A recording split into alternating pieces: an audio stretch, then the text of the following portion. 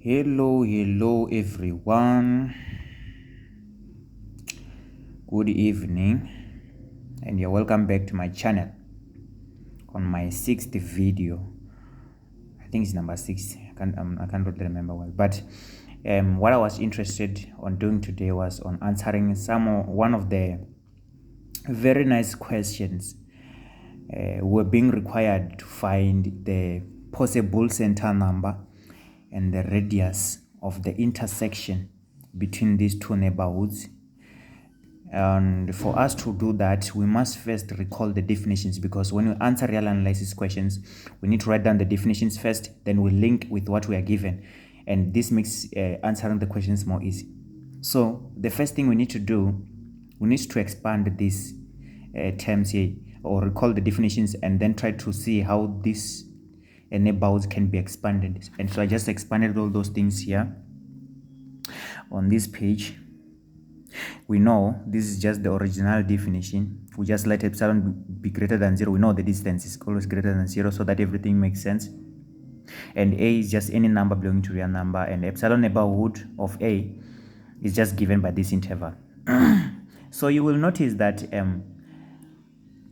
when we extend, like, we know the neighborhood is just the set of numbers that are surrounding a particular number, such that that particular number that is being surrounded is the center of that set, and the distance from that center or that particular number to the outer boundaries is the radius, which is also known as the epsilon neighborhood. And when we expand this and write them in the interval notation, we get this kind of expression here. So the reason why I'm writing in interval notation is all because when we encounter such questions where we're having sets and we're also being required to find the possible elements on intersections or union, we need to at least have a number line. So this is an interval that can be plotted on a number line, and this is good. So we expanded this expression already. Now let's go to the other expression.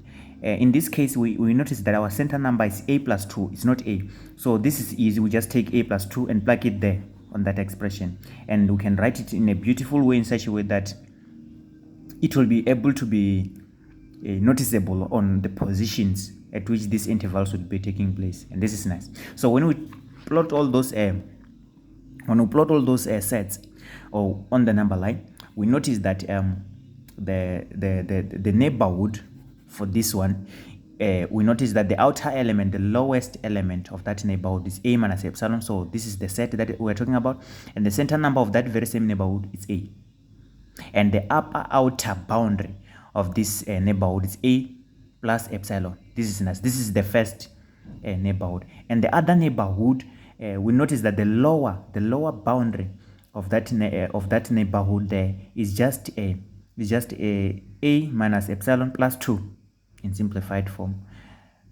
And this one, the upper outer boundary for the neighborhood there is given as a plus epsilon plus 2. How did I even find these things? Well, we just simplified. We know by the general definition, for us to find the outer boundaries of the neighborhoods, we just take the center number and we subtract it with what? With the radius itself.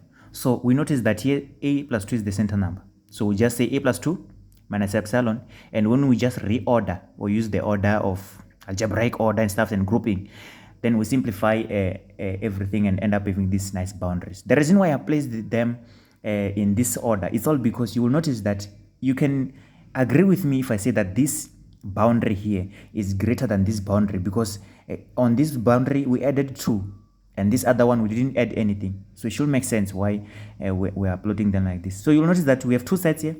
We have this set, or we have two neighborhoods. We have this neighborhood and this other neighborhood.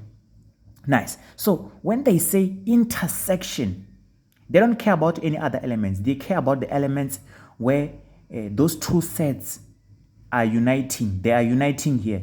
Those two sets are intersecting here. So if they're since they want us to find the center number, such that this kind of set A is non-empty, it means that they are concentrating on the intersection. And the set that they are talking about is this set where these two neighborhoods are joining. So it will be easy for us to find the center number, because we already know that the lower bound of the intersected or the lower boundary of the intersected neighborhood is a minus epsilon plus 2. So the center number is found here. The center number C is found between this interval, where we find that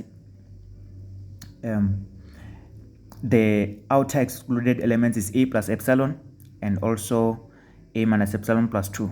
So how do we find that center number? Well, I did the similar thing. We know the center number is C, and the radius or the distance from the certain center number here, which is C, is called R in this case. Okay, so I just recalled the very same definition of neighborhoods and stuff, just expanded everything using this notation. So at this point, you will notice that according to the properties of the neighborhoods, this should be our outer boundaries for this set that we are talking about, which is this one. So it means that this term here should correspond with a minus epsilon plus 2, because it is the lower term for the neighborhood that we're talking about.